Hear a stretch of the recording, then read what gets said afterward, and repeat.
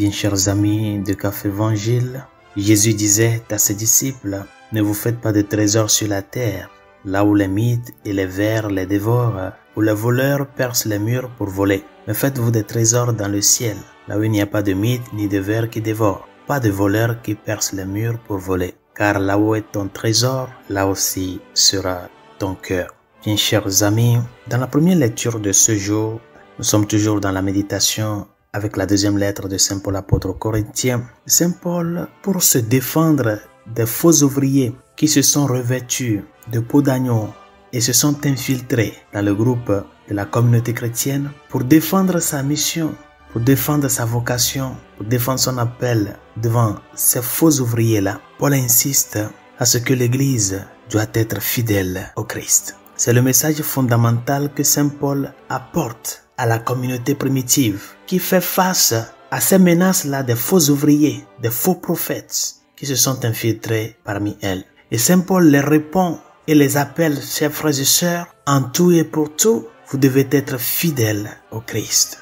Et dans cet appel à la fidélité que Paul dirige à l'Église, il les interpelle à travers son propre exemple de comment il a souffert, de comment il a traversé des péripéties, mais il n'a jamais et jamais renoncé le Christ. Et au-delà des souffrances dans l'exercice du ministère, Paul présente également les souffrances qu'il a endurées pour l'amour du Christ, les risques et les ennemis qui sont contre l'expansion du royaume de Dieu. Chers amis, notre fidélité à Jésus-Christ, vrai Dieu, vrai homme, l'amour qui s'est fait chair pour les hommes, ne dépend pas de nos objectifs personnels ou égoïstes, ou ne doit pas dépendre de nos objectifs personnels ou égoïstes.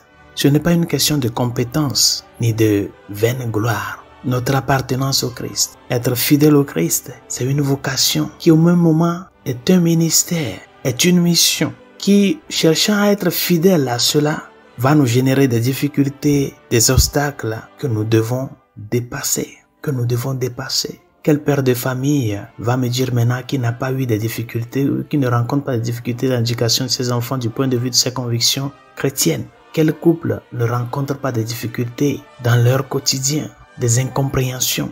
Qui est celui-là qui, voulant défendre ses convictions chrétiennes, son amour au Christ, être fidèle, être sincère, être honnête à son appartenance au Christ, ne rencontre pas de difficultés? Et cela ne voudrait pas dire que nous devons relâcher un chemin. Nous devons demander au Seigneur la grâce de tenir ferme pour pouvoir vaincre avec lui ces difficultés-là.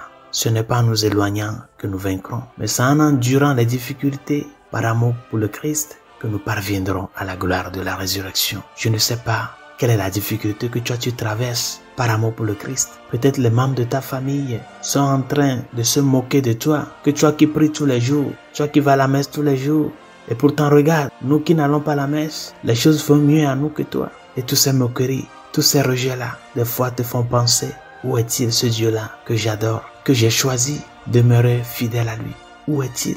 Oui, mon frère, ma soeur, il est là. C'est celui-là qui est sur la croix, qui paraît un bandit, mais il est tout Dieu. C'est celui-là qui est revêtu de crachats et sans dire aucun mot, a cherché faire la volonté du Père. Oui, chers amis, en lui, nous vaincrons et en lui, nous avons vaincu. Il nous a déjà gagné la lutte. À nous de continuer la marche, à ce que la lumière que nous avons reçue, la lumière du Christ, puisse nous dévancer. Car c'est lui notre trésor. Et là où est ton trésor, comme il a dit aujourd'hui, là aussi sera ton cœur.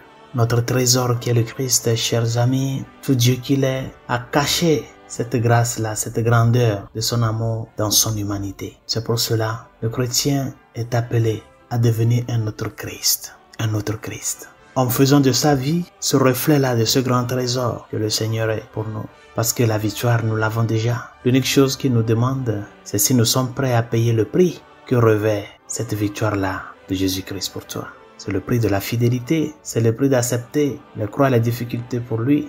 Mais au même moment, c'est le prix de la joie. Parce que la vie chrétienne n'est pas une vie de souffrance éternelle. C'est une vie qui nous fait passer des fois par des croix et des difficultés. Mais si notre amour est vraiment un amour de reconnaissance, c'est en cela que nous pouvons maintenir notre regard fixé sur lui. Parce que celui qui regarde vers lui resplendira, sans ombre ni trouble au visage, un pauvre cri. Le Seigneur entend, il le sauve de toutes ses angoisses. Ton cri ne restera pas sans réponse. Il est le père des orphelins, l'époux de la veuve.